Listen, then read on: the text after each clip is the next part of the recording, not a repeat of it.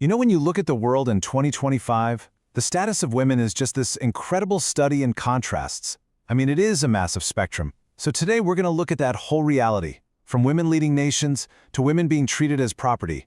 And then we're going to dive into a really unique spiritual vision for what could be a much more glorious future, all seen through the teachings of the Baha'i Faith.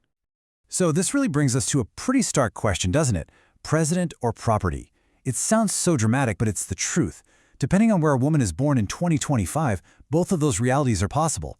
This is the spectrum of emancipation we're really going to unpack here. And this spectrum becomes crystal clear when you just look at a map of the world. On one side, you've got women leading entire nations as presidents and prime ministers in places like Mexico, India, and Latvia. But then, on the complete other end, you have places like Afghanistan and the DRC, where deeply ingrained traditions, often enforced with violence, put severe limits on women's lives. The contrast is, well, it's jarring. But even when we look at the highest levels of power, the numbers tell a pretty sobering story. I mean, according to UN data for 2025, women are still a distinct minority in leadership roles. Just 21% of prime ministers are women, only 26% of parliamentarians, and about 34% of local government reps. We've definitely made progress, for sure, but full parity? We're still a long way off. Okay, so we've seen the problem. It's complex, it's global. So now let's look at a completely different framework for leadership itself. The Baha'i perspective actually tries to recenter the entire concept, shifting the focus away from power and onto service. And right at the very heart of this framework is one single principle: justice.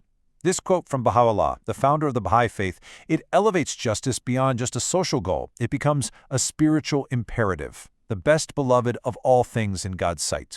This idea right here is the bedrock for everything else we're going to talk about. So, how do you put that kind of justice into practice? Well, the vehicle for it is called the Baha'i Administrative Order. You can think of it as the governing system for the entire global Baha'i community. But the most crucial point isn't really its structure, it's the purpose behind it. It's designed from the ground up for service, not for individuals to grab and wield personal power. Now, this system of service is open to both women and men, but there is one significant exception we have to talk about: the Universal House of Justice. It's the highest governing body, and it's currently restricted to men.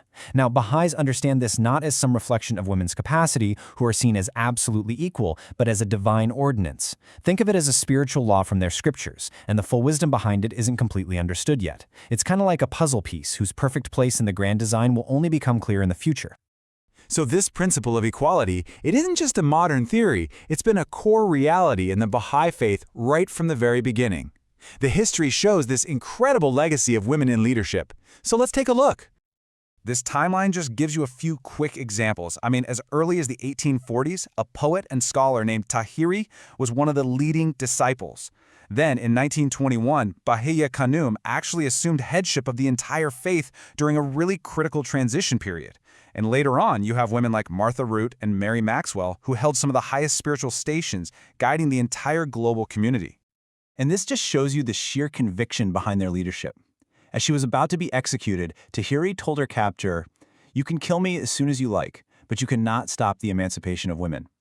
What a powerful statement of faith in a future she knew she would never get to see. And here's the context that makes that legacy so absolutely radical. This was all happening in 19th century Persia, which is modern-day Iran, one of the most oppressive societies for women at that time, and one that frankly remains so today. For women to take these kinds of leadership roles, in that context, it was nothing short of revolutionary. Okay, so this legacy of leadership, it's all rooted in a core principle, a really powerful metaphor that beautifully explains the Baha'i view on gender equality.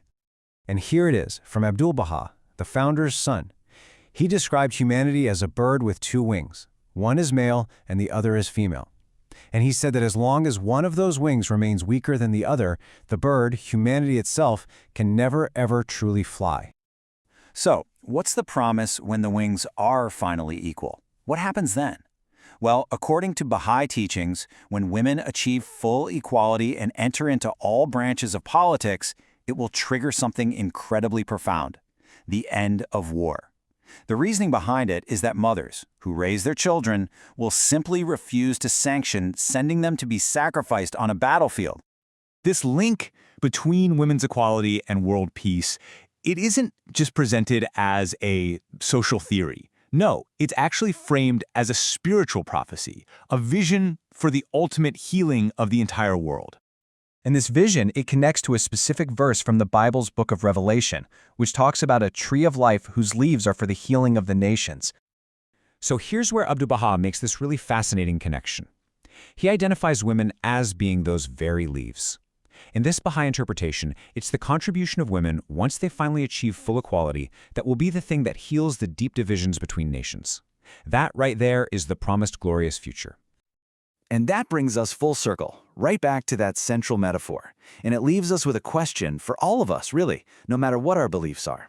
If one of humanity's wings is held back, how high can any of us ever really hope to fly? Thanks for joining me for this one.